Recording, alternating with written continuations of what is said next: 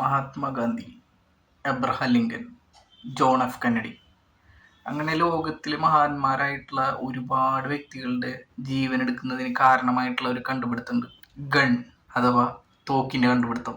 ഇതിൽ തന്നെ ലോകത്തിലെ ഏറ്റവും കൂടുതൽ ആളുകളുടെ മരണത്തിനിടയായ ഒരു ഗണ്ണുണ്ട്, ഒരു തോക്ക്, AK-47. ജർമ്മനല്ല, റഷ്യൻ. ഇത് രൂപകൽപ്പന ചെയ്തത് രണ്ടാം ലോക മഹായുദ്ധ കാലത്ത് റഷ്യയുടെ സോവിയറ്റ് സൈന്യത്തിന്റെ ടാങ്ക് കമാൻഡർ ആയിരുന്ന മിഖായിൽ തിമോഫീച്ച് കലാഷ്നിക്കോവ് എന്ന വ്യക്തിയായിരുന്നു.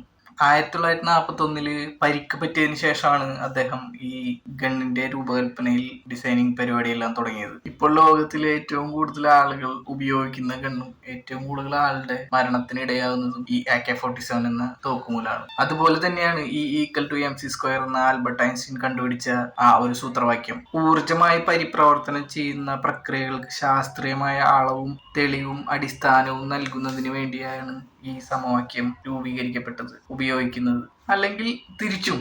ഇത് കണ്ടുപിടിച്ചപ്പോൾ തന്നെ ലോകത്തിന് നാശമാവുന്നു വിധിക്കാൻ പോകുന്നത് മനസ്സിലാക്കിയ അദ്ദേഹം തന്നെ മനോവിഷമത്തിലായിപ്പോയി.